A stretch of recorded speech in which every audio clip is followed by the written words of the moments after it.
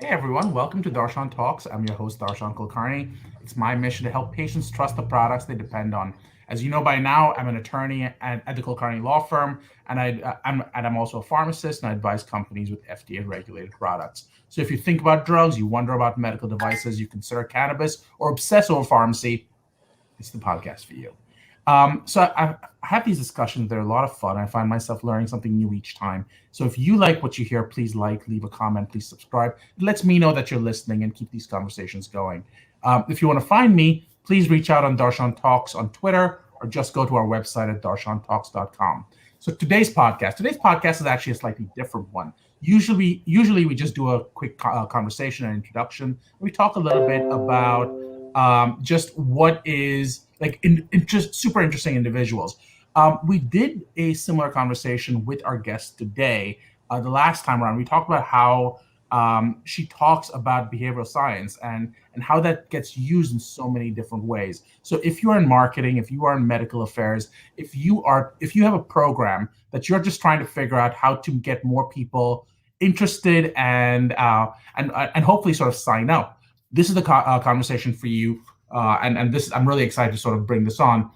Today's guest, our guest is a behavioral scientist at the BVA Nudge Unit. She co-leads the healthcare division globally. Her passion lies in marrying the worlds of psychology, public health, and behavioral economics to craft impactful behavior change solutions across the healthcare ecosystem. And we're going to ask her what that actually means in a few minutes. But prior to joining the BVA Nudge Unit, she developed an industry-leading social science group at global marketing network McCann Health.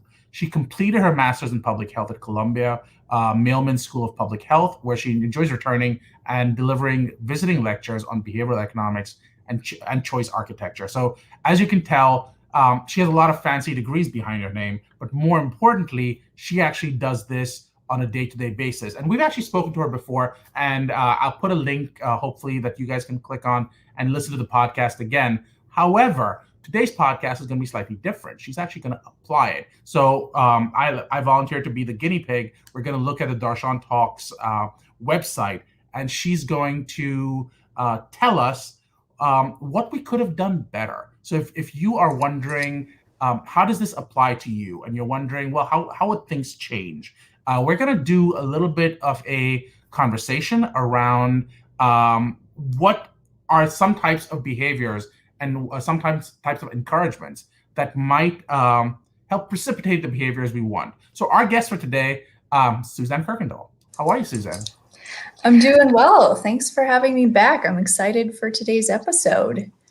I'm very, very excited. I've been thinking about this for several days now, and we've been talking about just some really interesting ways for us to sort of collaborate and do some stuff. So this is actually really exciting for me. So for those of you who are listening, feel free to jump in and ask questions, because chances are you're probably going to see something that you're going, well, that's interesting. What does this actually mean? And I've worked in companies that do similar things before, but this is really sort of how does this impact the life sciences on a one-on-one basis. So Suzanne, before we jump in though, can you, for those people who didn't jump in on the last conversation, can you talk a little bit more about what is behavioral economics and behavioral science, and what are we going to do today, and why does this all come together? Yeah, great question. So to ground us all, when I talk about behavioral science, that's kind of an umbrella term for a lot of different fields, all related to understanding how people make decisions and how people therefore behave. So that's psychology, that's behavioral economics, which I'll define in a second. That's things like sociology, anthropology, and so on. All of those collective fields that help us, again, understand ourselves and other people a little bit better. Behavioral economics specifically is becoming really popular in the last few years. And this is a really interesting field. As you might guess from the name, it stemmed off from the actual study of economics, traditional economics, because people were finding that in economics, all of the assumptions that kind of form the foundation of that work assume that people are very, very rational, data-driven dispassionate decision makers. And, even just the way I say that implies that that's probably not really the reality of how people make decisions, right? That's how people like Spock make decisions, or robots. But we are not Spock. We're more like Homer Simpson. We are very human. We have emotions. We care about what other people think. We're not consistent over time, that whole thing. So behavioral economics was born from that insight.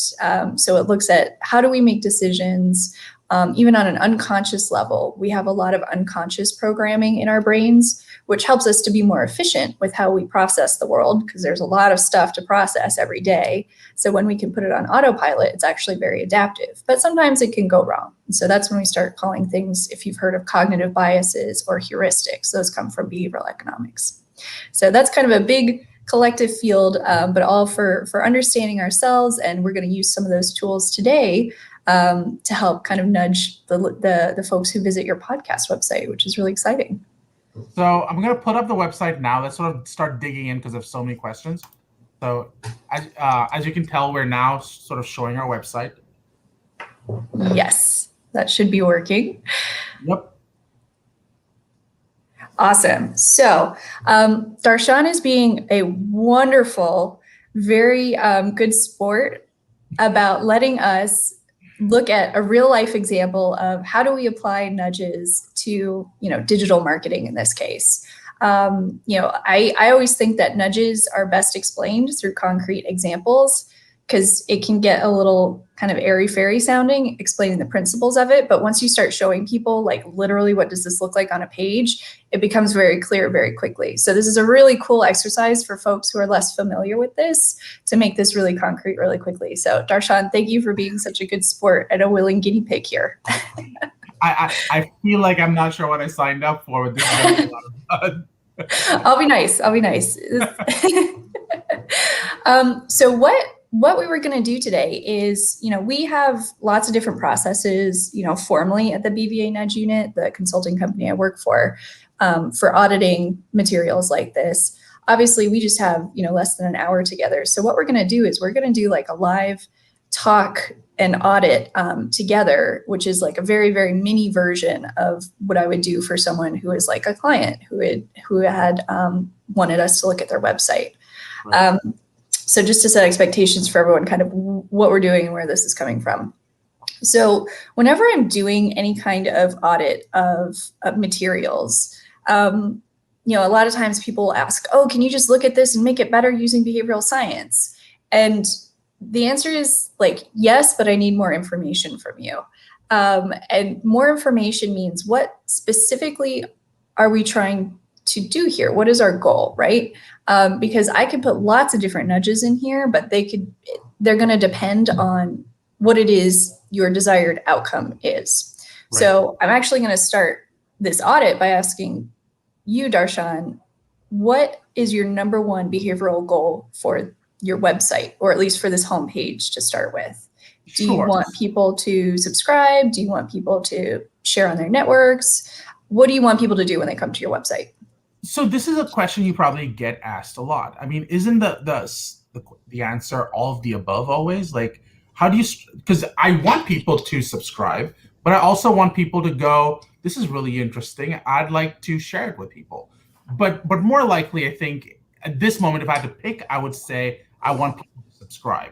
Sure. And I've been spending a lot of time around medical affairs. So I'm going to say, just for argument's sake for right now, medical affairs is the core. But there are, obviously, I talked to a bunch of different people. So let's start from there. Okay, that's helpful. And I love that you're already jumping ahead to the who, because that's always a really important question too, is who are we trying to convince here?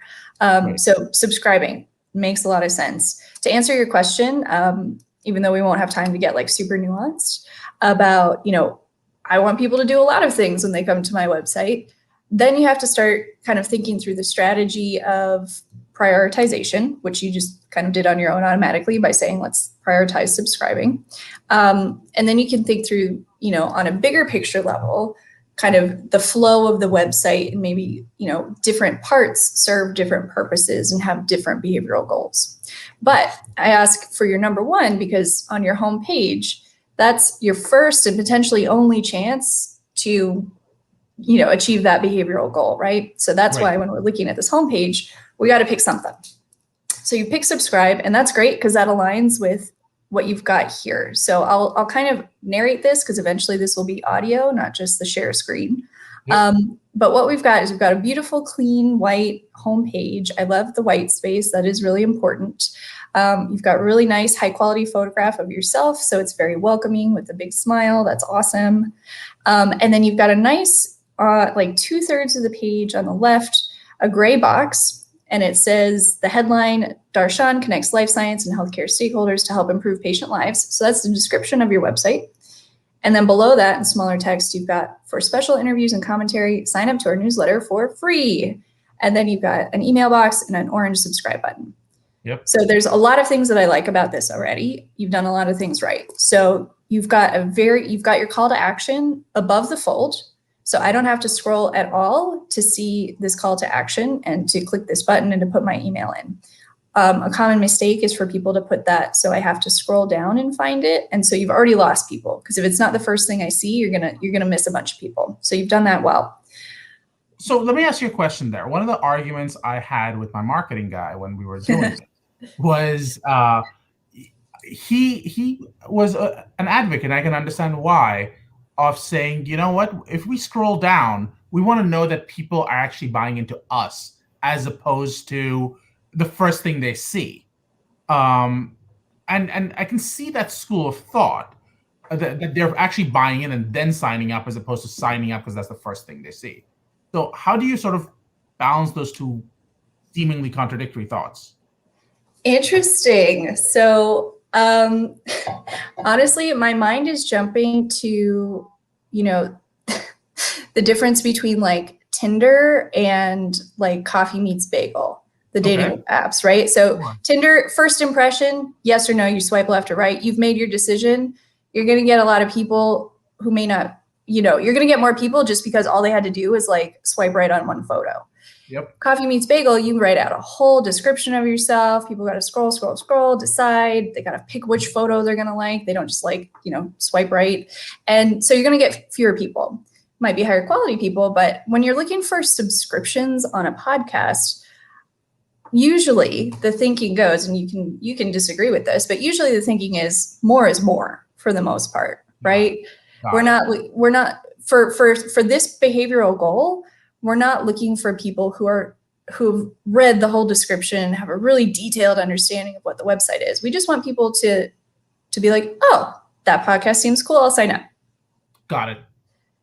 So, it'd be great if they know in detail about you. And if they're interested enough to subscribe, they probably will read more. Obviously because you'll send them things, but also they might peruse the website. But what we want to do when we're using nudge principles is remove friction as much as possible. If that's like the key takeaway for your listeners from this exercise, is remove friction. Even if it seems teeny tiny, like one scroll down seems teeny tiny, but that's already friction. So I don't want it, right? So that's the guiding principle for this. So let me ask you two questions that come out of that. So my first question would be, well, if one's good, then two's better and 50 is even better. So at what point have you gone too far? So I'll give you an example here. So should I also have like a sign up right at the bottom? And should I also have a sign up on every page that you go to afterwards? Yeah, it's a good question. So I've just quickly scrolled to the bottom to look, and you don't have, but you have links to where you can listen to it, which is great. Right. And yeah, if it's really your number one behavioral goal for your website, make it as easily as humanly possible. So yeah, put it again at the bottom, put it as its own navigation tab up top, because you could literally just have one that says sign up, and it takes you to a page that just has an email box and a button. Yeah, if that's the behavioral goal, that's what you can start thinking about, is how do I make this start alienating people? Say more about that. So I guess I wonder, when I scroll websites, my first thought is, oh, it's interesting. It tells me something new on each page. And when I scroll down, it's a whole new set of information. If I keep sort of hitting people over the head with a newsletter subscription, wouldn't that scare people away? It depends how you do it, right? So, I'm sure you've been to websites where like every time you move your mouse, a new pop-up appears and covers everything that you're trying to read, and then you close it, and then you scroll down the page, and the pop-up is back, and it drives you insane. That's going to put you off. Absolutely. That's super annoying, and it makes the website almost unusable. If you have your homepage here with your box here, if you've got, I happen to get to the bottom and I forgot what was even at the top of this page, and there's like a nice little box here at the bottom, fine. You just made it easier for me so I don't have to scroll back up. If there's a navigation thing, like I voluntarily click on that, that's not ruining my experience of the website. So it really depends how you do it. Got it. Thank you. But yeah, you can definitely put people off if you make it annoying. Got it. Okay. Thank you. So please continue. Sure. So no, these are good questions though. So what I would do, so I know I do really like this homepage. The one thing I would suggest is in this gray box, what you're asking me to do is you're asking me to process two different kinds of information in the one gray box. The first kind is the description of your podcast, which is helpful information, but it's very different for me to think about than this sign up for free subscribe thing. Right? But visually, these are one box. So I'm going to try to process them as kind of like one grouping in my brain. So what I would suggest is you actually visually separate these. So take this Darshan Connects description sentence, take it out of the box, just put it up here in this little white space, shrink the gray box down. You keep it exactly the same, but just have it start above your for special interviews and commentary. That would be kind of one of the big things I would do here. So what I find interesting about what you just said is split that up so that there's only one call to action, if you will. Yes. The question I have, though, is the reason we did it this way is my thought process was I wanted them to know why they should sign up instead of just they want to know who and what this podcast is about, as opposed to just going sign up, which seems to me just doing this the box mentally feels like when you're walking down, and you've probably got this in New York. I have this in Philly all the time because I live in Center City, and we have sort of people going, oh, would you like to sign up and support whatever great cause? But you're always just being asked to do things, and I'm going, who are you? Right. What is this? Right. Right. No, I hear you. And so what I'm saying is you should still have this description sentence. Okay. Like literally have it almost exactly physically where it is on the page, maybe scoot it up a little, just have it outside of that gray box. So then my brain says, that's one info, that's the other info. These are obviously closely related. But what happens right now is I have to read 2 full sentences, 4 lines before I get to the call to action, really. Got it. So it seems silly. We're removing as much of those tiny little friction bits as we can. Yep, I love it.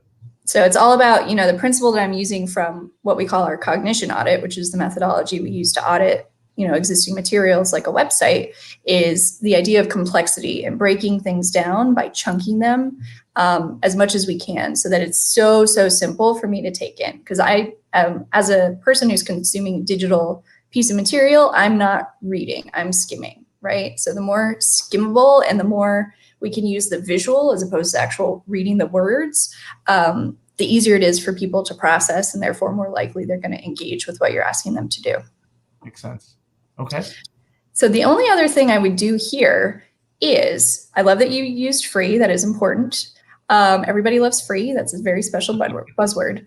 But what I would start to do is I would say, now this is the opportunity for us to dig a little bit deeper into the psychology of your target audience. And why I want to do that is because what we've said as the benefit or the reason for signing up here is for special interviews and commentary, sign up for our newsletter free. Special interviews and commentary are great, but when I think about, so from a marketing perspective, there's like the benefits ladder where you go from really practical to really emotional. And this is like midway up, right? This is like literally what I'm getting, special interviews and commentary. But what's the level above? What's the emotional payoff of that? You're really happy. So some of the things it could be we frame this. There are a couple of ways that I was thinking we could frame this up. One is we can use more around kind of the social norms, bandwagon effect, community type nudges, which are all different kind of biases and ways that we can nudge people and say, so I don't know how many subscribers you have already, Darshan, but if it's like a good number that you'd be happy to put on the website, you can say, join X number of other people who also subscribe to this newsletter. So it becomes like this self-fulfilling prophecy, and you can update that number when it gets bigger and bigger. And you can say, like, look, all these other people have already done it. That makes it a no-brainer for you, because that we are very social animals. So our brain, even if we don't like to think we care about these things, it cares when it sees like a million other people are doing something already, because we take that as a shortcut when we're not, especially when we're not totally sure about something or we don't think we have all the information. We say, oh, if everybody else has already like gotten on board, it's probably okay for me, and I don't need to think about this that hard because everybody else has kind of vetted this for me. Got it. I love it. So that's one way you could get at that, is create kind of that bandwagon effect. Another thing you could try to do, again, depending on your audience and what you know about them, is something along the lines of trying to play, what do we do with the special interview and commentary? It's interesting. It can make you, for fun facts for your next Zoom happy hour, sign up for our newsletter free, right? Or like, what do I do with this? Why do I want special interviews and commentary? Can I use this to make me smarter or more interesting in, the social situations that I encounter, or, that sort of thing? That's another thing where we kind of play on the ego, which is another driver we can play with. Got it. So don't just I'm showing features, I forget what the alternative. Like emotional benefits. Yeah, there you go. Okay, got it. Okay. Yeah. And you can even say for special interviews and commentary, but just take that step further as well. Yeah, that sounds fascinating. Yep, absolutely. So yeah, you can see we spent like 20 minutes talking about just this, but that's the level of detail that you can get to when you start using this lens. It is really quite different. You can, have a lot of fun with it. But though I'm having fun, I hope you're having fun. But that's kind of what I would say about this part of the page. So now I'll just keep going. Please. So I'm going to scroll down your homepage because we're already here. So now I love this because this is where you're establishing authority, because you've got this beautiful gray section. So you've transitioned visually from the white background to the gray. So I know this is something else, which is good. And you say as featured in, and then you've got all these amazing outlets and publications logos. Yep. Economic Times, Stat, Business Insider, et cetera, et cetera. Yep. This is a great thing to do because this is another form of that kind of bandwagon effect or that social norms. Instead of saying so many people have subscribed, we're saying, these well-established, well-known authorities have basically endorsed me in this way. So, just so you guys know. So again, that makes it easy for me to shortcut and say, if I knew nothing about this, I can tell that this is a good podcast to subscribe to. Got it. One thing I would suggest, or one thing I want to ask you about actually, is so you've got 4 logos on each line. We've got 3 lines here, but I have to scroll like once or twice to get through this list because you've got really big spaces between each of the horizontal lines. Was that deliberate, or what was the thinking there? I think there were 2 parts to it. I think one is the template itself allowed a certain size. Fair. And number 2, it was also, we did want it to breathe a little bit. So I think we could have gone with a smaller size, but the impact would have been it just looking really sort of boxed in together. Yeah, I hear you. And so I definitely agree with, we don't want to crunch these up because we want people to be able to really appreciate them, and we want them to give the space they deserve. But what I would recommend is, if we can, keep these within like 1 scroll page. Right. Because otherwise what's going to happen is, especially when I was on my first impression, I was like, wow, awesome. And then I was like, oh, I'm still scrolling. I guess this just like is the credits or something. Right. And then you literally might lose people before they get to the actual episodes, which is kind of the 3rd and final section on your homepage. Yep. So you don't want to lose people if you want people to get to those episodes, which I assume you do. Ideally, yeah, I'd like to not lose people. Right. But now, would it make sense to put a subscribe here after because it's a different form of validation. Yeah, you could. You could if you wanted to. The key would be you don't want people to think they've reached the end of the page before they actually have. Right. Because that's something that happens a lot, even like on e-commerce websites, when they put like an ad in the middle of every few number of like listings of items, people think, oh, the ads go at the bottom, so I've reached the bottom, and then they miss half the page. So we want to make sure we're not doing something like that here. So it's going to depend on how it's executed, but yeah, you could if you wanted to, because that is your main behavioral goal here. Makes sense. Okay. Yeah, so that's my big feedback there. It's just, again, I'm going to say remove friction a lot because that's what we're doing here. Now, let me ask you this question before we move on to the last part. Did the arrow add anything? If you scroll up a little bit more, that sort of, if you go lower. Yeah, I see this little. Yep. So that I think looks really nice. I think it would add more if I didn't have to scroll to get to it. Because I don't know if this is just like my laptop screen and if it shows up differently on somebody else's screen, but for me, when I'm talking about above the fold, I haven't scrolled yet. I'm right at the top of your homepage. I don't actually see the arrow yet. I just see your beautiful, clean white background. Once I've started scrolling, it's immediately apparent, but then I've already started scrolling. Okay. So if we want the arrow to be most effective, I would recommend scooting it up so it's definitely above the fold. And again, that might be like my laptop display screen. That will vary a little bit. Yep. Okay. Any other questions? Nope, not yet. All right, cool. So we're going to scroll through your amazing haul of as featured in. Yep. And then we get to the bottom section. Now it's a white background again. It was gray for the logos, and this is good. This is a visual transition that helps me see, oh, this is a different thing to pay attention to. And now you say this is a section with new episodes. And so I assume these are just listed in backwards chronological order, it looks like. Yep, for the most part. And then at the bottom, you've got, your pages of episodes that one can peruse should they want to go further back. So when I was looking at this, I think it's great to put your episodes on your homepage so people don't have to go hunting around to find them. Yep. One thing that I was noticing is that visually, these all look almost the same. Right. So for someone who's never looked at your podcast before, who doesn't know kind of technically what specific episodes we'll be talking about and who's on them, it's helpful to make them a little more visually differentiated. Obviously, you have the titles here for each of them below the thumbnail and in the thumbnail. But I don't know if, again, this is my screen or not, but in the thumbnail, it's actually cut off on the sides. Yep. So I can't see like most people's last name. I can see their first name on the right. And and the whole title. So if there's a way to just format that so I can even just see that will help a lot. Fair enough. And potentially even you could start to play with changing the relative size of like the headshot of the guest versus the headshot of you so that people can more easily see like, oh, this podcast is different from this one in this way. Got it. So maybe making it less, for example, almost even switching who's on which side might be helpful. Yeah. Okay. Yeah. Because we also read left to right usually.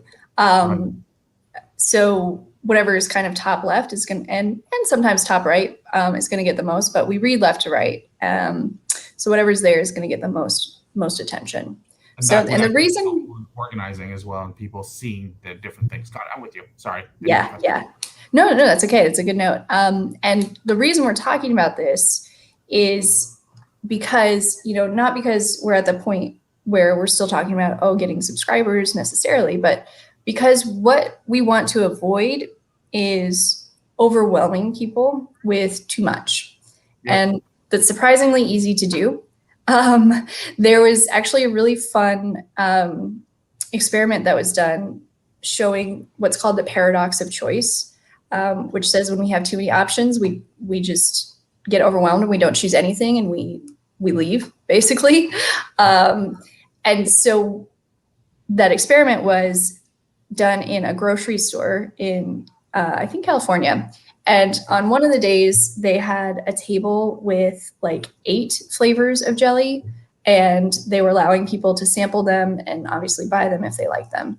And that was one condition. In the other condition, same setting, but they had 24 flavors of jelly. Right. And, they were like, more is more, right? If you have 24 flavors of jelly, surely you can find something that you'll like and buy. But what they found was they had more people stop and look at the many choice condition, more people stopping and sampling than in the 8 jelly condition. Got it. So they were like, oh, wow, what is this? That's so many jellies. But they had a lot fewer people actually convert and buy in that condition compared to the people with only 8 options of jelly. So what was happening is, yes, initially they were like, whoa, that's eye-catching, but it was too much for them to choose. So they just didn't choose anything. They didn't buy anything. So you're actually better off giving people fewer options up front and making those options really easy to differentiate from each other. So we don't have to think too hard. So how many would you think is like the appropriate number? I think for your homepage, I think this number is good. So you've got 6. You've got 3 and 3 and 2 lines. And I think that's fine. Okay. But we want to make sure that they're easy to differentiate from each other, because otherwise it just looks like a big wall of podcasts that I have to like read all the labels of. And again, this is and I'm not saying like your listeners are lazy or not intelligent. This is none of that. This is just literally how people's brains work, and we're trying to make it easier for people to process. We're trying to do service here. So just disclaimer. You want to make, as you said, you want to remove the points of friction. That's right. So, okay. And if you want, again, thinking about keeping things within pages, you can consider maybe shrinking these down a little bit so that you can see all 6, or at least see 3 and see that there's another line below. Yeah. So that people can take more in. I understand. I think this may be a resolution thing, but your point stands. Yeah. And yeah, all of this is obviously, I'm saying this, I'm not a person who like literally makes the guts of the website. Sure. So I'm just like, yeah, wave the wand. But yeah, totally understand that there are actual like technical things here. Absolutely. I'm with you. But yeah, I think that is my homepage notes. I think the only other thing, so you've got a view all button up there. Cool. Yeah. So that's the homepage. Okay. What questions do you have? One of the arguments that I have with my marketing guy is I really like the simplicity of my top banner, where I've kept it only 3 different things. Yes. But I can already see myself going, oh, you know what? We should have one that talks about contact us. We should have one subscribe here. And that can suddenly start getting very busy very quickly. So what is the appropriate way of handling it? Is it there are too many calls to actions and let's not put anything up there? Or is it like you want all of those to make life simpler? Yeah, I love this question because this was actually something that I was going to talk about as well. So obviously I already brought up the idea of you could put like a subscribe here as part of your upper website navigation thing as its own tab if you wanted to. The other thing is definitely the contact us. So as I was going through this before we talked, obviously I went through each tab. In the first tab, you've got about, you've got podcasts, and you've got events. Yep. So in your about, I have to click there to then discover the contact us button.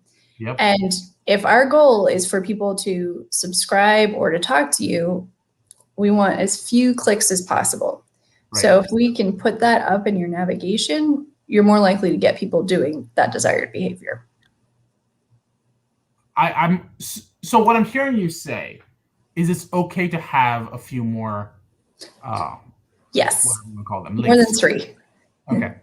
Okay. Yeah. Is there a magic number? I wouldn't say there's a magic number. If you want to talk about like information processing, there's something called Miller's Law, which says like 7 plus or minus 2 is the number of things we can kind of hold in our working memory. Oh, okay. So between like 5 and 9. Fewer is better, but also if it becomes fewer, but those boxes become so large and have so many sub boxes, then it starts to be maybe less good.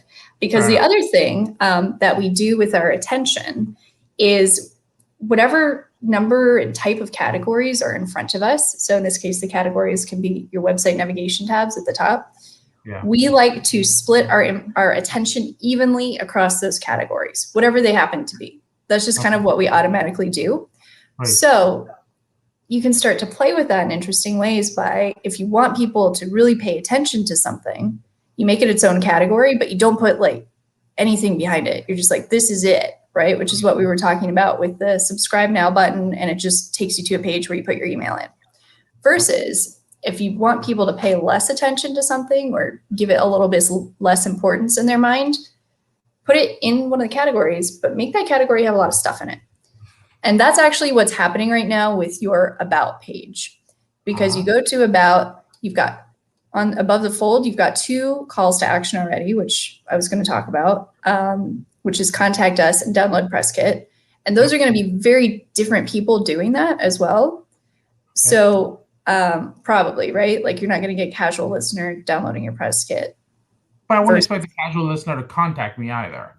I mean, they might have like a question or something, right? Like there was a really cool episode and they wanted to message you about it. I don't know. Again, you know your audience. Yeah. But at the service level, it was like, ooh, first of all, two calls to action. You got to be really careful because again, we're distracting people. But also, if you want people to, going back to the whole packing a bunch of stuff into a category thing. Yeah. We've then got like your listener infographic, then we've got your bio, then we've got your photos, then we've got contact us right down at the bottom, which I had to scroll to get to, even though I know there's the hyperlink at the top. And so when we pack a lot of stuff in, we're going to pay less attention to any given thing compared to if it were kind of split out into categories. So knowing that principle, you can start to be deliberate depending on what your goal is for what you want people to pay more and less attention to. So I have to ask this question because my marketing guy and I have this argument all the time. He insists that there should be only one call to action. I've spoken to other people who go, no, we always have multiple calls to action. You sort of hinted, and I feel you almost going back and forth, but I'd like to understand a little bit better. On one hand, you're always like, one call to action is important. But when we started, you were like, okay, you can have multiple calls to action. So subscribe and play. I don't know, either one. There were 2 different calls to action you could possibly have, but you want to have them in 2 different visual spots so that they aren't competing. So which one is it? Is it space that you've got to sort of, if you're going to have multiple calls to action, separate them out? Some of it is going to come down to space, right? We don't want it to be super crowded. Yeah.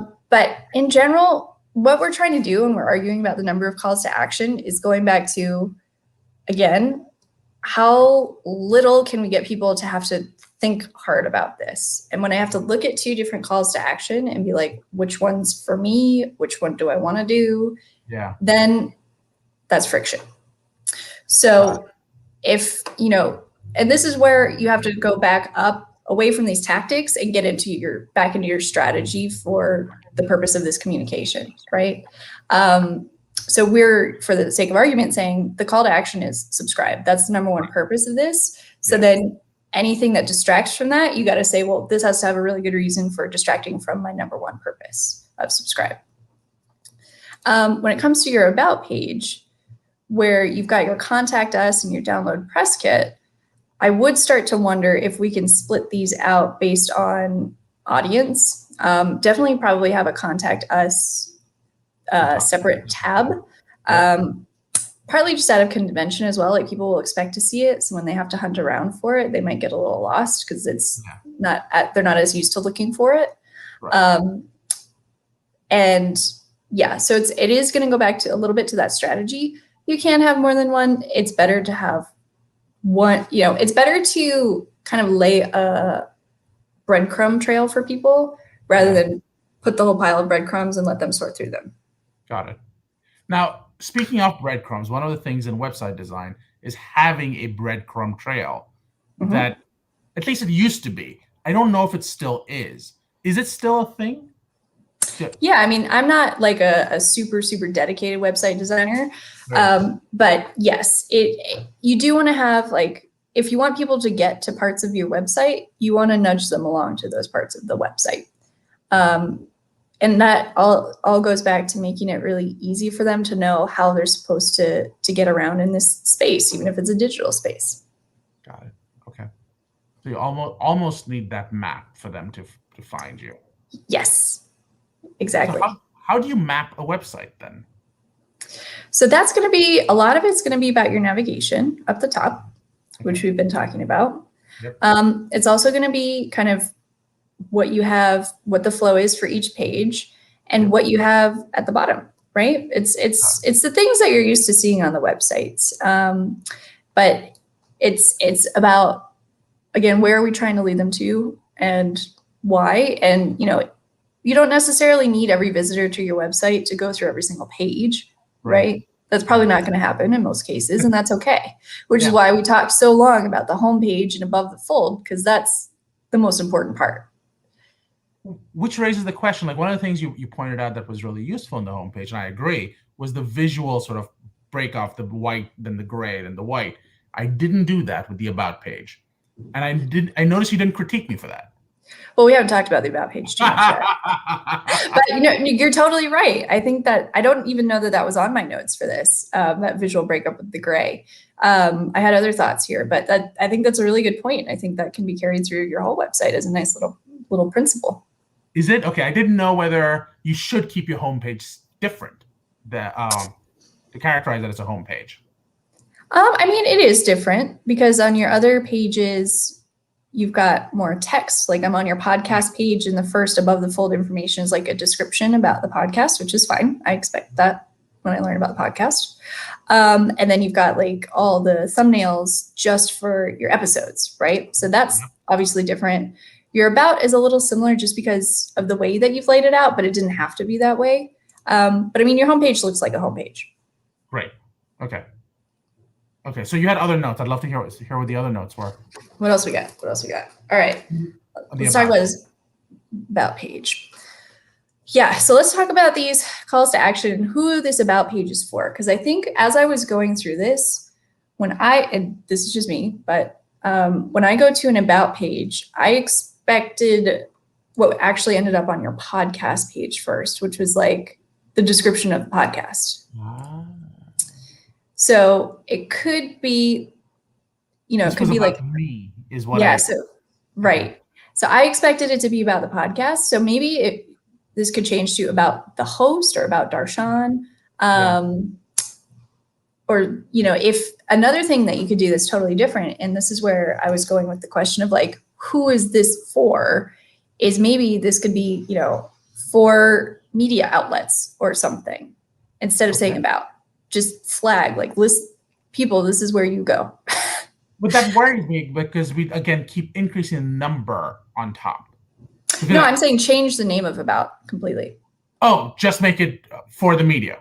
Yeah. Okay, got it. Okay. Or whatever is appropriate. So this is where I would say to you, like, who is this page for? Are you asking me right now? Yeah, sorry, that was not a rhetorical question. Okay. So for me, this is for anyone who wants to know why they should even bother listening to me. So who am I is really the question I'm answering. And then maybe answer the question. If you are in media or whatever, and you want to talk to me and find out more about me, you could go to this page and get that information as well.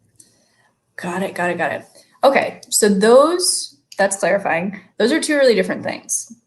Okay. Right? So I want to find out, like, why should I listen to this guy? Yeah.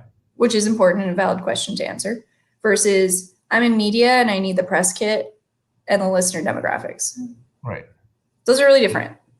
Interesting. To me, it's just, who is this guy and where can I get all of his information so I can just go from there? But you're saying, no, those are two separate questions you're answering. They're two separate questions because two different audiences will be asking each one. Right? Like, so I'm thinking from the perspective of, just someone who works in life sciences who wants to subscribe to this interesting sounding podcast. Yeah. That's one target audience. Another target audience is the people at Business Insider who want to feature you in their next article, and they need your press kit. Absolutely. Okay. Different people, right? I can see that. So that's what we're talking about. Both of them want to know more about you, but for really different reasons. And they're going to want different information about you at some level. Fascinating. This is so interesting. I mean, and I guess this is what I wanted the audience to sort of see, which is it's one thing to talk about it, but once you start breaking into it, there's so many little nuances, which again, I can battle all day in my head with there are two really good reasons to go either way. And what you're really saying is, no, these answers there are reasons we go with one answer over the other. And I think that's really important. That's critical. So thank you. Please. Yeah, of course. Yeah, and a lot of these things are things like you might get a lot of this information from like, your marketing guy, right? Or a normal website UX designer person. But you're going to get some insights that are different and some recommendations that are different when you use this behavioral science lens. And it is exactly what you said, is there's also the why behind it, right? I'm not telling you like, this is how websites are made by the latest UX convention. I'm telling you, people think in this way. And so we want to make sure that we're working with that instead of against it, basically. And I'm not dissing UX or marketing. No. They definitely tried to do that too, but we're getting much more to the nuts and bolts of it. I'm with you. Okay. So on your about page. So this is where I would start to do more not significant, but changes beyond what we talked about on your homepage, which were really very, very minor kind of cosmetic changes. This is where we started to talk about the structure of it a little bit based on who is your target audience for this particular section of your website. And we just talked about, is it the casual listener who's like interested in this cool podcast versus is this the press person from Business Insider or whatever? Because those people are going to need different information. And we don't want to make them sort through this to find the information that's relevant to them. So we could split this off into like about Darshan and for media. Yeah. And then, the press kit would go to media. About Darshan could stay with the contact us. Contact us should probably also go up here as its own navigation. Then do I need a who's Darshan anyways at that point? Well, right. Then you can start saying, well, is that not just part of the podcast subscription? Fair enough. Okay. And I think, for your media partners, you probably would want who's Darshan in more detail. Yeah. And it's still, obviously, you're an interesting human and very intelligent, and you've got a lot of stuff to say that people should listen to. And so you should talk about yourself. But you can decide, like, does that go on the podcast page or the about page? So let's talk a little bit more about the about page. So we already talked about the 2 calls to action. So now I'm going to scroll down. And the next thing that we see is the headline listener infographic. And it says like who's listening, audience statistics, and then I can click on that image, or there's also like text right below that I assume takes me to the same thing, which says download our audience statistics PDF. Yep. So I love that this is here. When I click into it, it opens the same page. That's okay. I love that you put this because it's really fun and really interesting information, even for me as a casual listener. So this is where it gets interesting and how we present the information that we have and how we make the most of things like these demographics. So going back to our discussion of friction, I would recommend for your cat. So I'm going to go off the assumption, and you can decide what you want to do later, but I'm going to, for the sake of this conversation, I'm going to say, okay, we're going to have a separate about page for, about Darshan and about the podcast for your casual listeners. And there's going to be a media page elsewhere, right? Sure. Just for this conversation. So this whole thing should go on the media page. But what I would recommend is rather than making your casual listener click on this and wait for a PDF to download, just take some of your favorite screenshots from that demographic PDF, which you've put together. It looks really nice. And that didn't work. But then just put it like physically on the page, so I don't have to click anything. It's just there. I see what you're saying. Got it. Yep. Okay. And what we want to do is probably don't replicate like this whole thing. Yeah. Necessarily, but we go back to what we talked about right at the beginning for your like your call to action for the subscribe, where we want to leverage kind of the emotional benefit. And we talked about creating community, that sense of social norms. This is an opportunity to do that, because if you say, most of my audience is in, this industry, then if I'm in that industry, I'll be like, oh, a bunch of people in my industry do this, I should definitely sign up, right? So that's an easy signal to your audience or potential audience that this is something that's for them. Makes sense. Sorry, I'm muting myself, as you can. I don't know. No, that's okay. Okay. Yeah. Hey, look, I'm in New York City. I'm never got a quiet background, so don't worry. But yeah, so this is an opportunity to use that same information for your two different audiences and use what's called framing, which is another nudge technique, to use it in really different ways. So we've got the framing of this information as, these are the listeners like you who have already listened, so get on board, right, is implied, versus on your media page, they just need those statistics so that they can do their media thing, right? So getting more mileage out of that and using the social norms bandwagon effect here, and not making people click if you don't have to make them click. All right, so that's your listener demographics. Then we get to your bio. So I had to scroll past the initial page, or initial third, which has just those two buttons of contact us and the media thing. And then we've got the listener demographics, and then we've got your bio. So this, I also wonder if this goes here. I'm thinking, and we can download your bio too. That's cool. That's good for the media page. And then we've got your fabulous photos. I love it. And then we've got the contact us at the bottom. Yeah. So there's a lot going on this page. Yeah. There were a lot of fights. Your poor marketing guy. He's done a good job. This is a really great website that we're fine tuning here. I don't want anybody to think this is no, but I think what you're showing is exactly the important part, which is you can spend a lot of time, a lot of effort, which I did. Yeah. And still come up with ways that I missed on how to actually optimize for the goals that I had.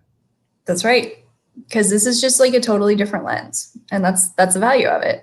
And none of the things that we're saying here are tear it down and start over. These are all, like you said, optimizations to make sure that you're getting the absolute most bang for your buck, right? Which is the nice part of these behavioral science tools, is they let you do that.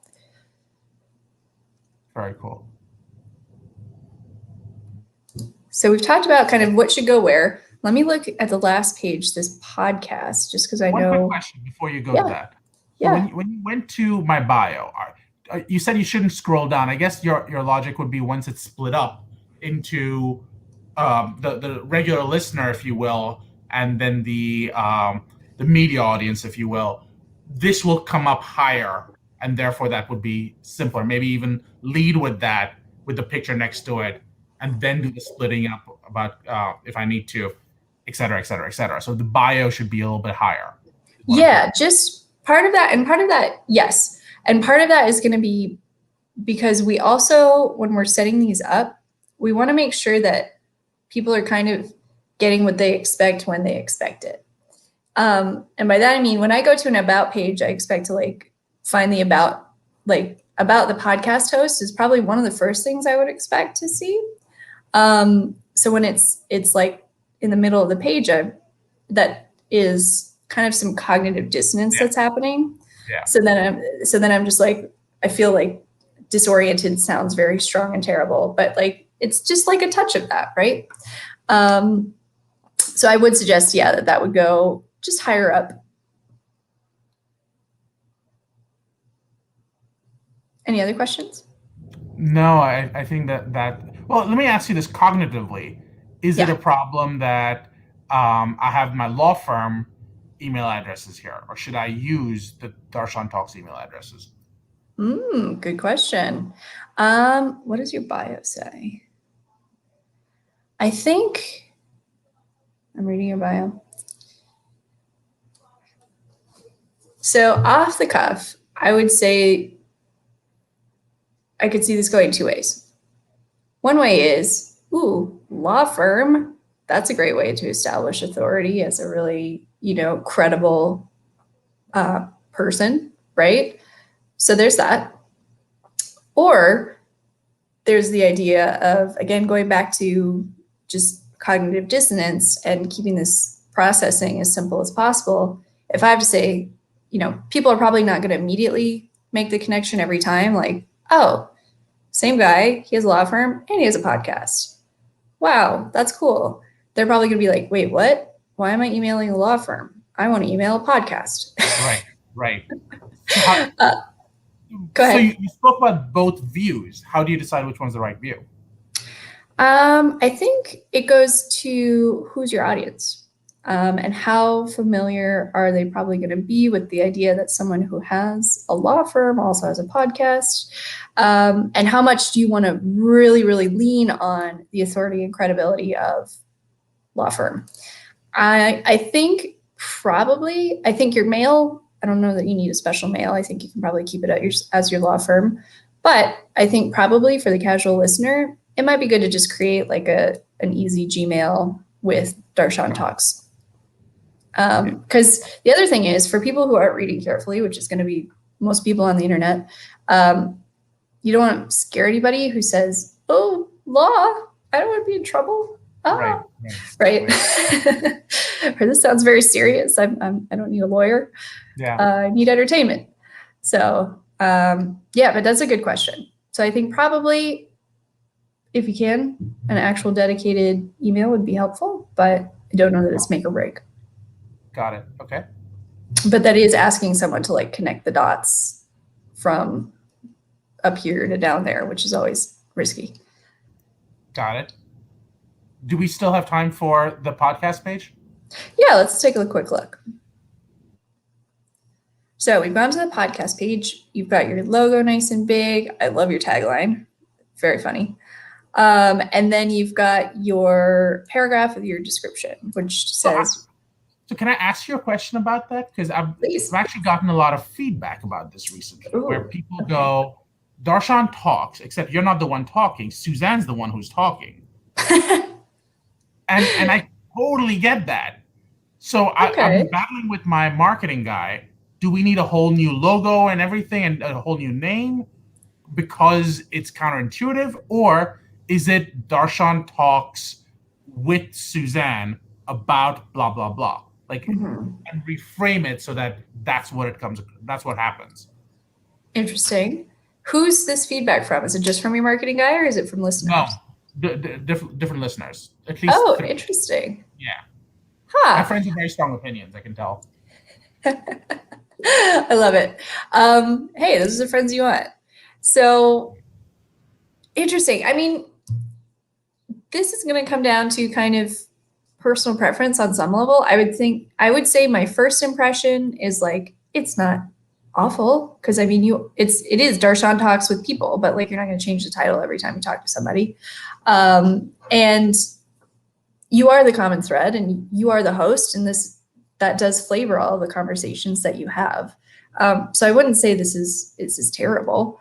The one thing that you could do is, because the other thing that I would think about is, well, what are you talking about? Like, does this become like the life sciences podcast? Obviously not that, but like an interesting variation of that.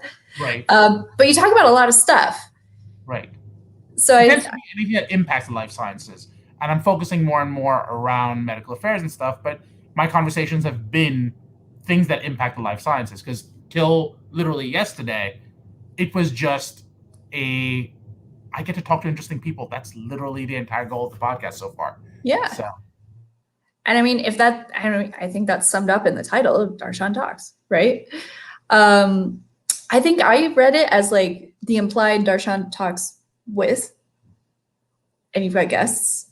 But I guess now that you've pointed out, I could see that it's like, it's not literally you just talking.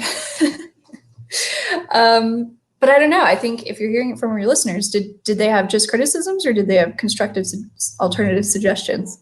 So they were talking about like, oh yeah, life sciences talk or whatever it is that you wanted to go down. Mm-hmm. And on one hand, I kind of get it.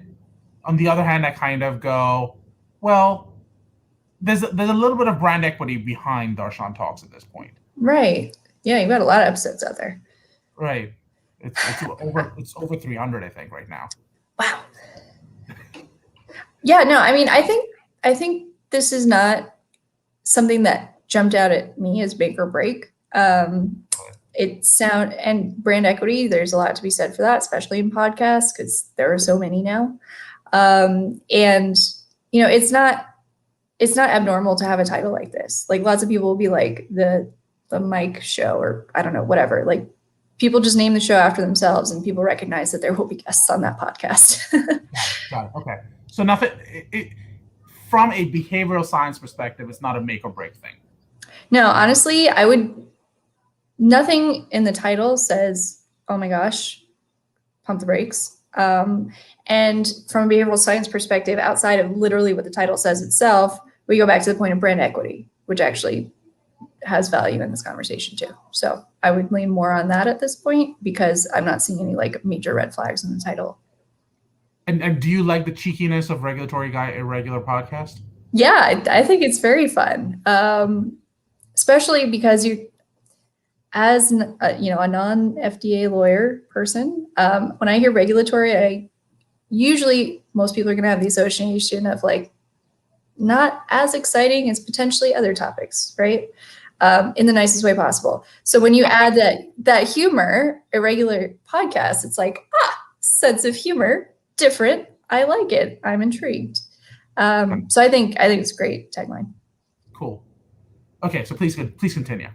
Yes. So above this fold, we've got your big logo with your big tagline, and then we've got a paragraph saying what the podcast is, who you are, establishing your authority with your experience, and then explaining like each week you either talk to yourself or interview somebody in the healthcare industry. I think all of this information is important. I wonder if we can break up the paragraph like a little bit visually. So maybe just because if I see you've done a really good job, the text is big, it's well spaced out, there's nothing else, there's white space on the side. So this isn't really, really bad. It's not. But if we can make this like broken out into maybe like 3 little chunks, like 1, 2, 3, instead of a whole paragraph, make each one its own little visual idea, people are more likely to take it all in. I like it. I love it. And even thinking about, using like a visual icon or something, like a healthcare icon, picture you or a lawyer or something icon, and then like some kind of interview or innovation icon, or just some kind of visual. And then, maybe not these full sentences, but like, the point of the sentences summarized in those little chunks, or something. I'm not like a graphic designer, so I leave that to the experts. But in principle, if we can the idea of chunking is a really important like psychological cognitive thing. But we also talk a lot about it in health literacy, which is another field that I've worked a lot in, which is all about how do we communicate health information so that people can understand and act on it. And there's a lot of well-established principles. But I apply those to kind of everything that I do, because even if it's not health information, we can make it easier to understand and act on using these principles. So chunking is one of them. Makes sense. So that's above the fold. Now I'm scrolling below the fold, and we have some thumbnails for your episodes. So we've got a really big one that takes up like half the left side of the screen, well, the whole left side of the screen, half the screen, which I assume is like your most recent one, but may not be, I don't know. And then you've got 2 taking up the right side of the screen, and they have the titles, and then they have little tags. So there's patient centricity, one's pharmacy, the other one's pharmacy. And this is like what I can see in one screen. So let's go back to the idea of categories and how when we distribute our attention, we distribute it evenly across whatever's in front of us. And so when we show something twice as big as the other somethings, which is the case here with one episode versus the other 2 episodes, we're saying, I'm nudging people to this one. Is that the intention here? My intention was simply this is the latest one. Okay.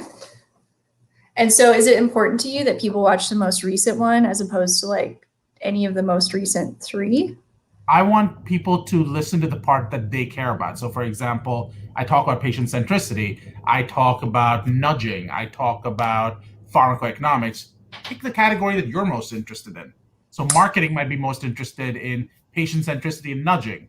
Medical affairs may be more interested in those two, but clinical trials may not be interested in any of those. So, it all comes down to who the audience is. So, I really am agnostic to what people click on. I just want them to enjoy content to put out. Yeah. So what I'm hearing is it's not so much about, get as many views on each new release as we can. It's about, I want to make sure that people can as easily find the section of podcasts that's most relevant and interesting to them. So that's helpful and important. And so what I would advise then is what you've done. So you've got these 3, and then as I'm scrolling, I just see more interviews, which I guess are roughly arranged by, so you've got some categories. Okay. So interview categories, and there's general counsel. And then there's clinical trials. Right. Okay. So actually, what I would recommend is, I know so right at the bottom, after I scroll past those kind of sample categories, which have 3 podcasts each listed in them, then there's like a click here for our archive page. And then I go to this page, which has just the categories, and those are what's called out. So you've got like an image of the category, and then you've got a little description of each, and then you've got just the titles of the podcast episodes without like the podcast thumbnail images. And actually, I wonder if this might be, given your behavioral goal, which is not to nudge people to listen to the most recent episode, but to help people find the relevant category for them as quickly as possible.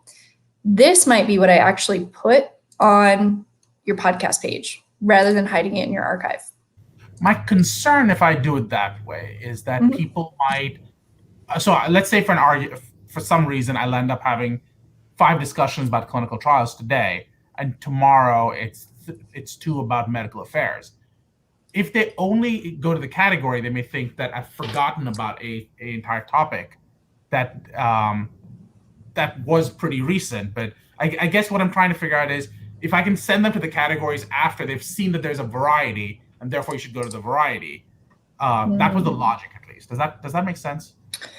So I'm going to play that back. So you want to make sure that you see that there's a lot of cool new stuff on various topics coming out currently. Yep. But then also, obviously, you've talked about all these categories a lot at some point, even if it isn't like the last 5 episodes. Exactly. Okay. So then what I would suggest is you've got this archive page. I still am leaning towards making this like your actual podcast page or thereabouts, but we add a category right at the top, which is like newest podcasts. Got it. So then people can see, he puts out a variety of things on a regular basis. And I can also easily see and find these categories that are most relevant to me. Because what you don't want to happen is to just have your latest ones. And like, if I just got to this point and I saw patient centricity, pharmacy, and pharmacy as the tags, I'd be like, well, I actually only care about like clinical trials, and I'm not seeing that. So you've lost me. Yeah. So instead, we want to so there are 1 or 2 categories you could think about. One is like latest podcast, and it's literally just chronological from today backwards. The other that you could do, again, going back to leverage some of our nudge principles of like social norms, is most popular podcasts or most listened to. And that's going to be really helpful for people who are like, I don't know, all of this is pretty interesting. What do other people like? Right? We ask that when we go to a restaurant. What do people like? We look at the thing that most people get on Yelp so that we're not overwhelmed by the menu, and we know we're probably going to like our first impression of it because we're using other people's opinions. If we can do the same thing here, you're going to help people have an easier hook in rather than having them to, even if they know what category they like, you still have a lot of podcasts in each category, which is great. But if you can help guide people to kind of that really good first impression, they're more likely to stick with it. So I have a weird question. To me, this template the one that we use to organize our thoughts, Mhm. is more visual and interesting and attention grabbing. Yes. If you go back to the other one with the archive page, it feels like an archive to me. Yes. So changing that around, I understand your thought process, but I'm worried that it may look a little bit more, for lack of a better term, arresting. Yeah, no, I hear you.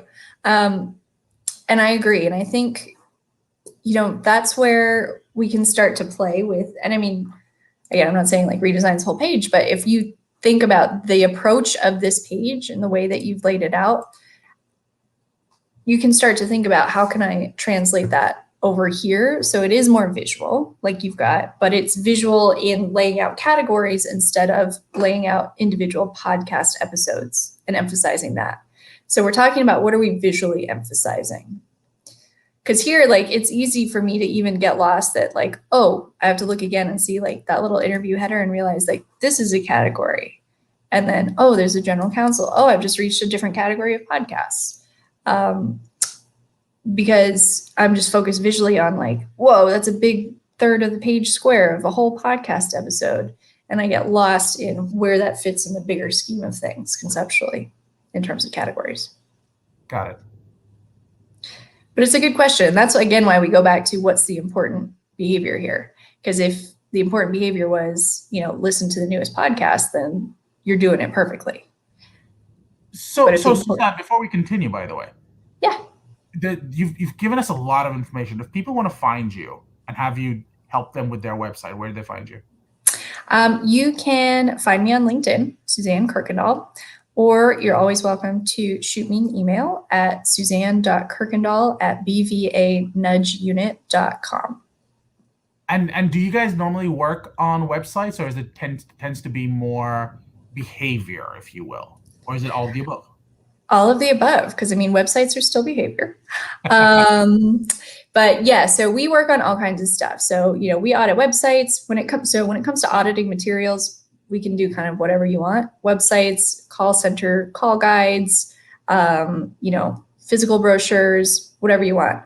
But we work on a lot of different things. So if there's like a bigger picture thing of desired behavior, like medication adherence or changing doctors' prescribing habits, or how do we optimize our entire marketing communications plan, or how do we change our HR hiring practices, or how do we get our teams to work together more effectively?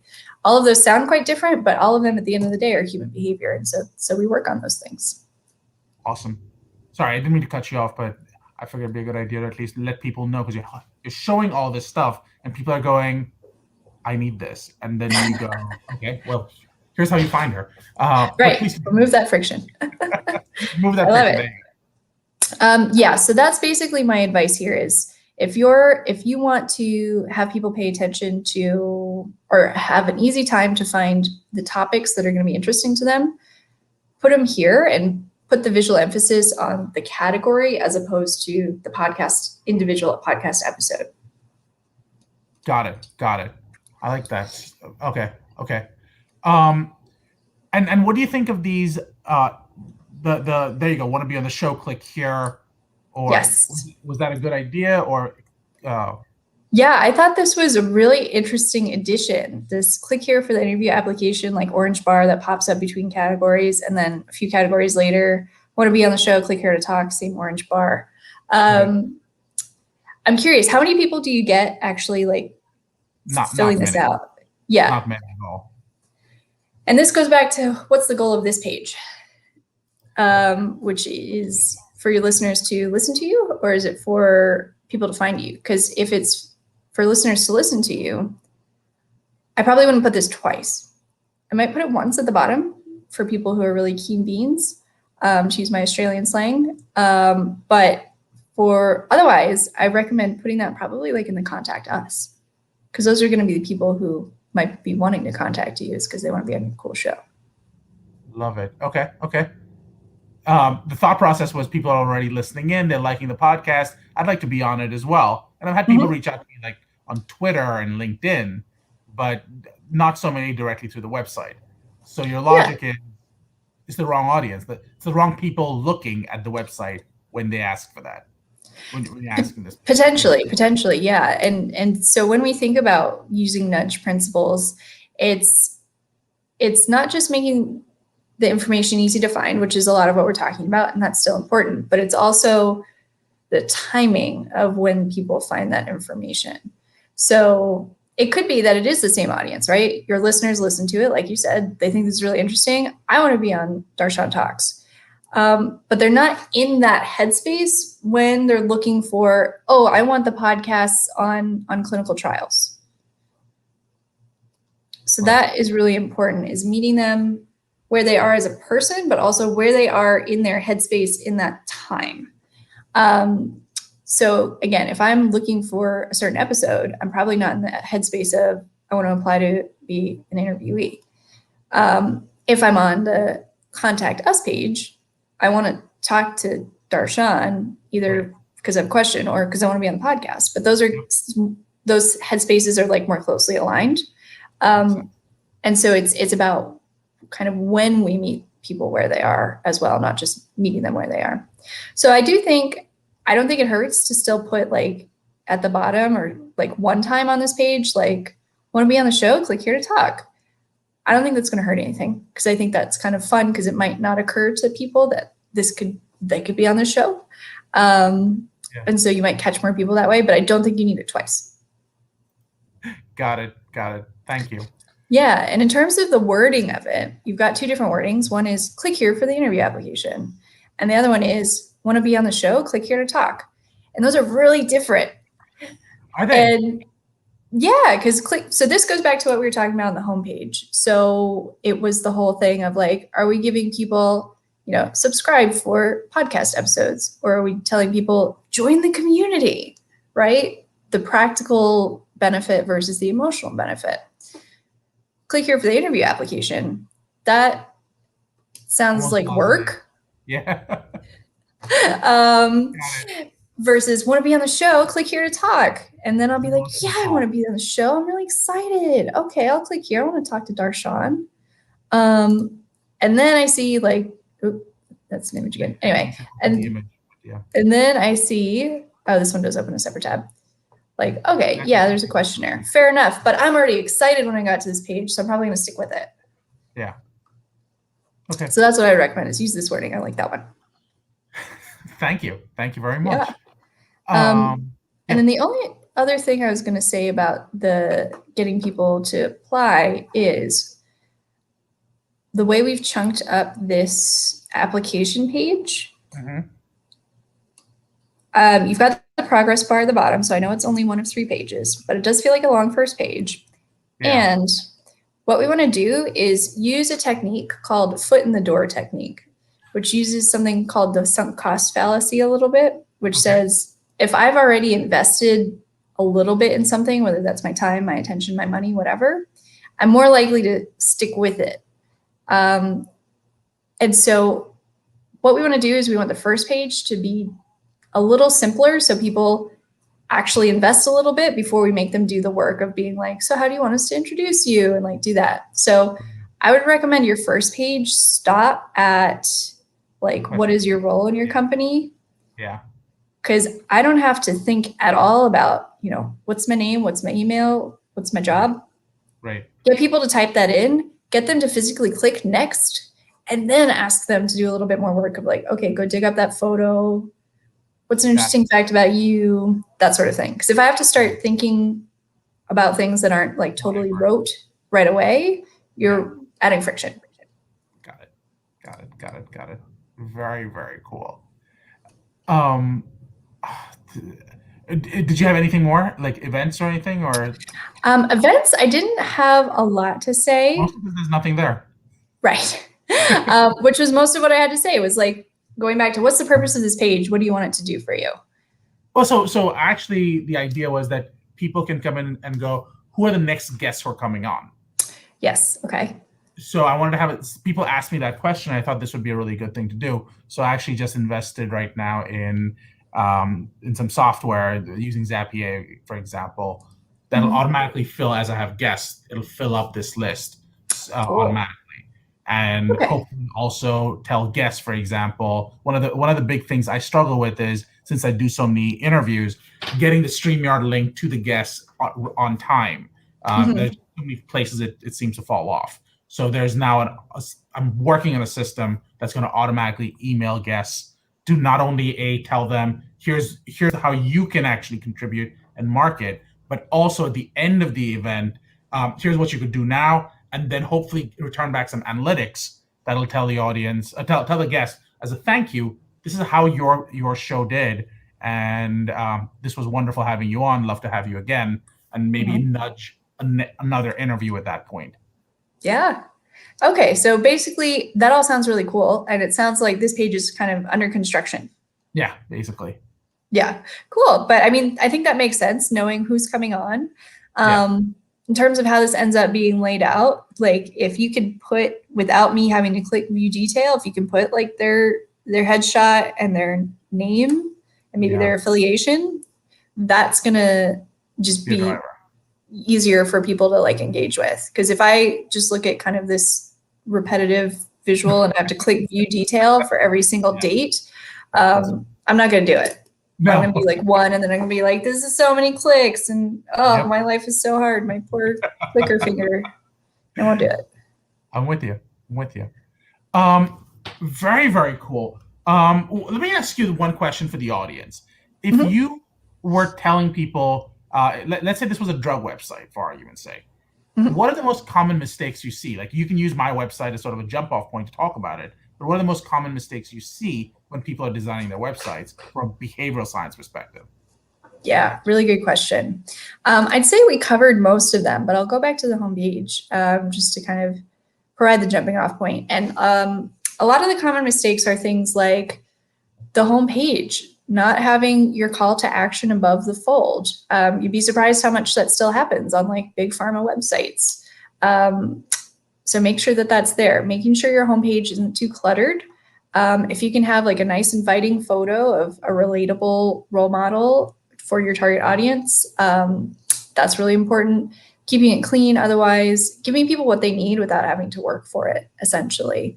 You want your call to action there, as we talked about. You don't want 5 calls to action there. That's too many.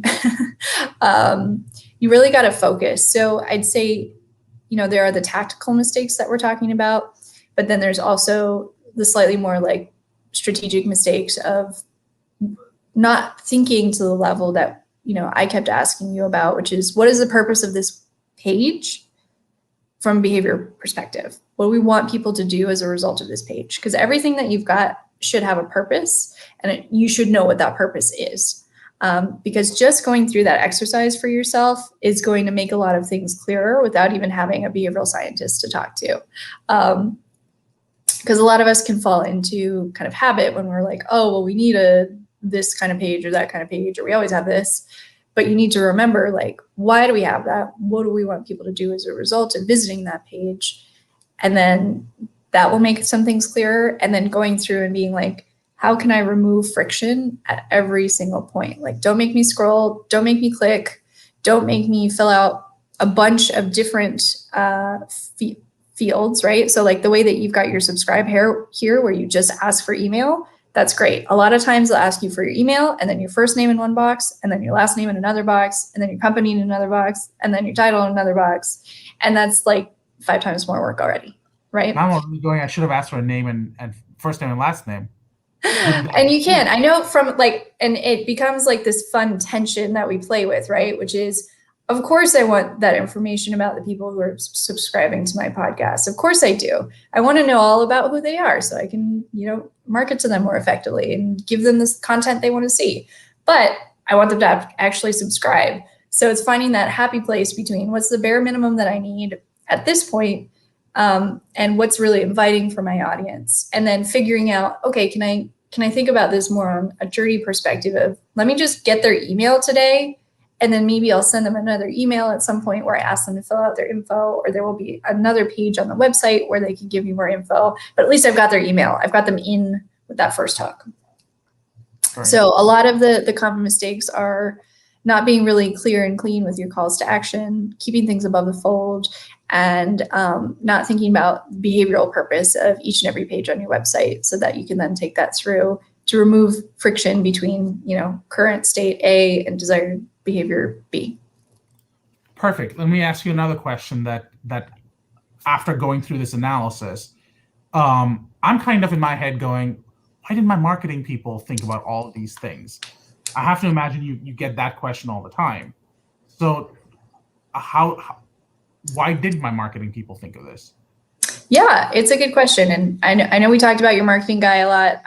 Props to him. This is a beautiful website. No, no diss from me. But yeah, I mean, marketing is a different field to behavioral science, right? Behavioral science takes some of those principles, they kind of trade back and forth, but behavioral science is drawing on a whole field of like psychological research that marketing is not necessarily.